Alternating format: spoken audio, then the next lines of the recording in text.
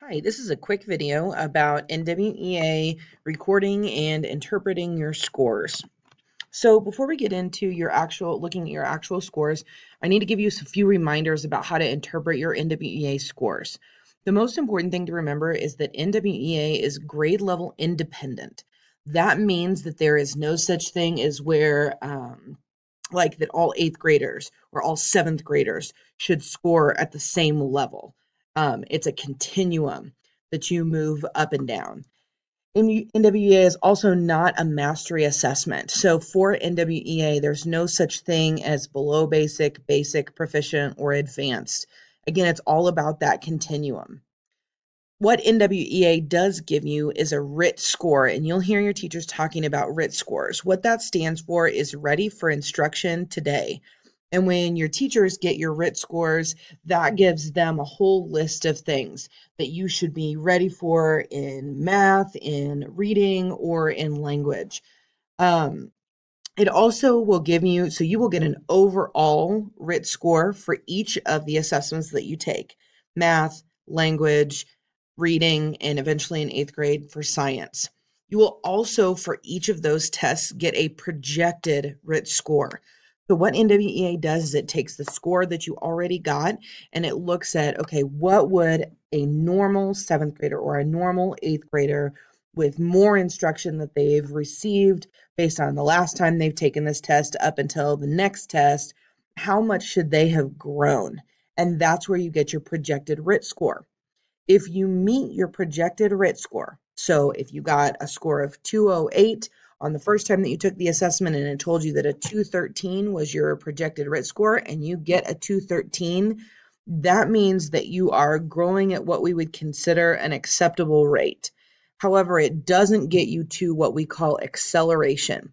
And so what we want all of our students to do is accelerate, which means you are beating your projected RIT score. So if you got a 208 on your first assessment and your projected RIT score was a 213, but you got a 215 or even a 217, then that's what we consider acceleration. And that means that you're making even better growth. Every goal area under each assessment. So for math, there are 4 goal areas. For reading and for ELA, there are 3 goal areas. You will also see that you get RIT scores for those as well, but you will only get one projected RIT score, and that's that overall or a composite RIT score. The last thing that you need to know is that NWEA is taken 3 times a year. And so really, again, what we're looking for is steady growth. We want to make sure that all of our students are accelerating if possible, and bare minimum that they are at least meeting that projected RIT score each time they take the assessment. So when you're looking at your own scores, it's going to look something like this. And so we're going to talk through some different things that are on here. The first thing you'll notice is that the name of the assessment that you are taking is going to be in the upper left-hand corner. Directly beneath that, you will see a graph. What this does is it actually graphs your overall RIT score, or that composite RIT score, for math. And you can see that, and that's for fall 2017. Okay. Then directly underneath that, it shows you what your projected RIT would be and actually graphs that line for you. So for this individual, they got a 236 on their fall mathematics NWEA assessment, and their minimum goal is to get a 242 on the next NWEA assessment. What I want you to do at this point is I want you to actually record what you want your goal to be under the student action plan. We're actually going to write more than one thing there. But again, under that, you would say something like, my goal for NWEA math winter assessment, because winter is our next one that's coming up, is blank. So for this individual, they might set a goal of 245 or even 250. Okay. So that's the first thing that I want you to do. The next thing that I want you to do is I want you to take a look at your goal performance. And so you can see that for math, there are 4 different goal areas: number, sense, and operations, data analysis, statistics and probability, geometry and measurement, and relationships and algebraic thinking. What's great about this is that it gives you a goal or a range for where your RIT score fell. So for number of cents and operations, this person's RIT score was between a 234 and a 246. It does not give you the actual RIT score because they want you to focus really on this overall RIT score. However, what this does show you are some areas of strength and some areas of possible concern. If you see a box that is in green, or if you get a sheet that is printed and was not printed in color, it will be a really dark gray box with white font. That means that is an area of strength. That means that you did particularly well in that area. If there is nothing next to or over your scores for those areas, that means you just fell within an acceptable range, and there really is nothing specific to note about those sections. And then if you get a yellow box, you will notice, and again, if this is printed in black and white for you or in grayscale, you won't be able to see the yellow box, but you can tell that it's in bold and italicized for the font. That's an area of possible concern. And what that means is that that area in particular was lower than what you might like, and it's something that you're probably going to want to focus on as you work to improve. So as you're going through and you're looking at these, in your student action plan, you already have written your goal for what you want your RIT score to be, which ideally is either right at your projected RIT or a little bit above.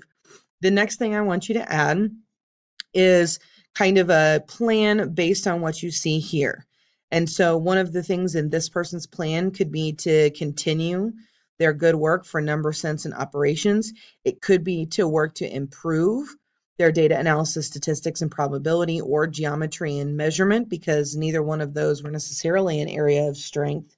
It also could be, and this is probably the most important, to really focus on relationships and algebraic thinking, because that was an area of weakness. Now, as you're going through and you're looking at those areas of strength and weakness, and you may need to record those for your teacher later, the other thing that you can do is put in your action plan some specific steps that you want to take to reach your goal and to deal with some of your areas of weakness. So those things might include making sure to pay special attention in class, actually completing all homework that's assigned, making sure to rework assessments when possible, really taking time on each question on the test. Now, remember that for NWEA, you're not going to want to try, or it's not going to be possible to get every single question right. The test is designed for you to only get 50% of the questions right, and you actually get 50% of the questions wrong. So as long as you are eliminating distractors and making your best guess each time, that can be a part of your student action plan. So all of those could be things that you would add.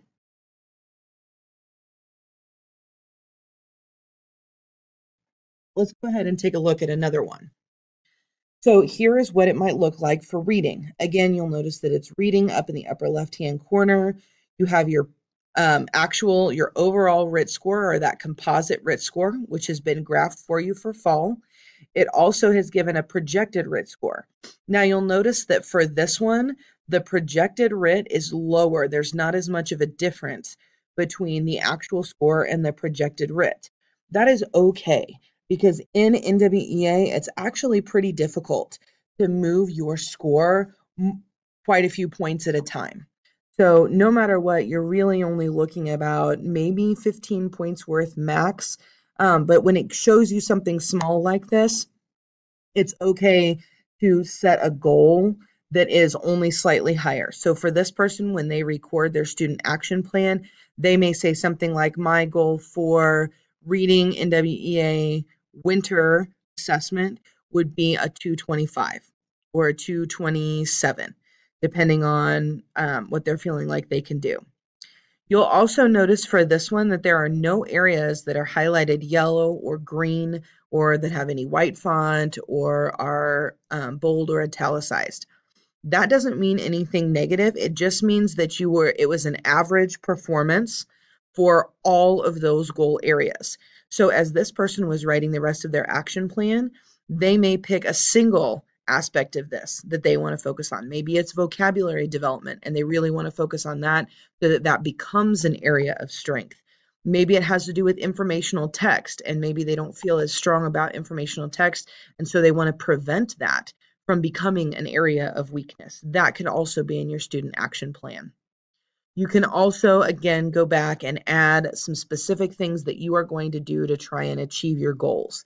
And so if I'm going to attempt to get a 227 on this, it's clear that that's going to be a little bit of a stretch. And so I would need to be doing things like reading 30 minutes every night, paying special attention in class, having book talks with people. Again, taking my time on the assessment. Maybe I'm going to use some of the annotation features that are built into the assessment so that I'm actively reading as I take the assessment. All of those would be really good to add to your action plan.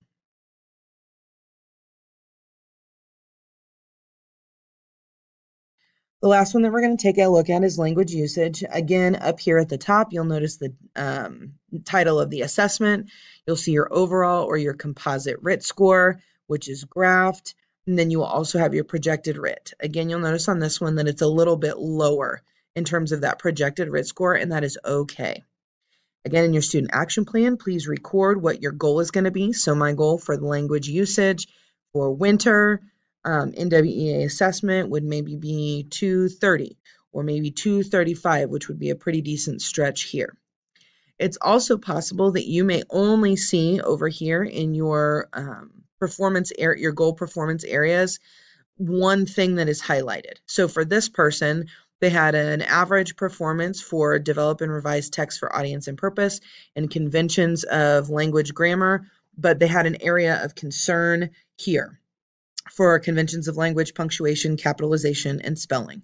So in theirs, they may say that they really want to focus on this. And so one of the things they're going to do is really dial back and focus on making sure that they're spelling things correctly all of the time, doing practice things that their teacher might have for them. And so that might go in your action plan.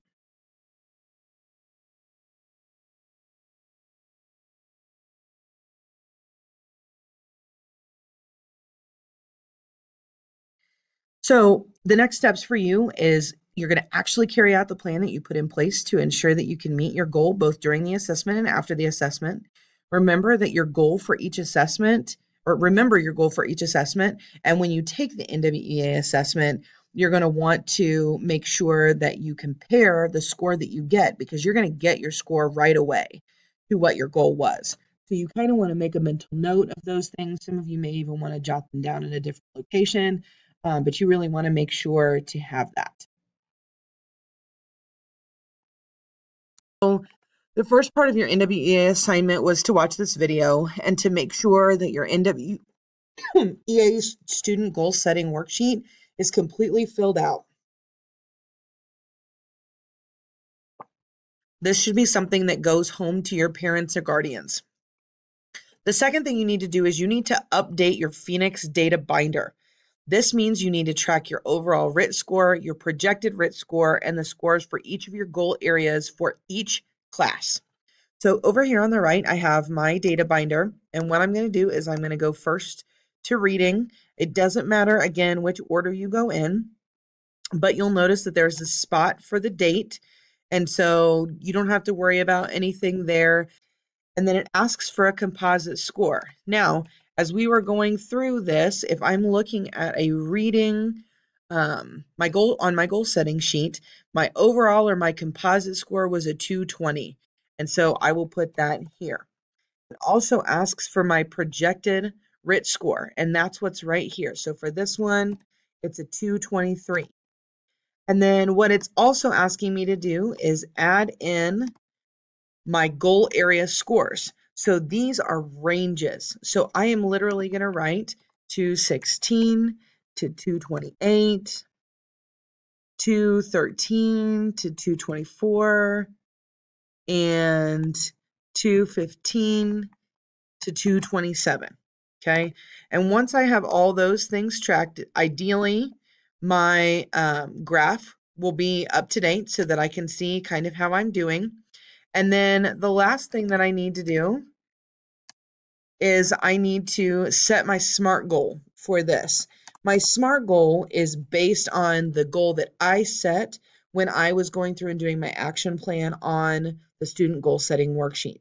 So my SMART goal for this one might be something like, because my projected RIT was a 223, my SMART goal might be something like, I will achieve a 225 or higher on the winter reading NWEA assessment, and a 2, maybe 45 or higher by the spring NWEA assessment. If you want to, you can always come back and add your goal for your assessment for spring, or if you have an idea of where you think you want to be right now, then you would put that in there. Again, you are going to track those scores for reading. You need to do the same thing. You'll have to scroll way down for language arts, and you'll do it there. And you will also do this for math. And the same graph exists both in math down here at the bottom, and there are 4 goal areas for math as well as for pre-algebra. And so those are in there.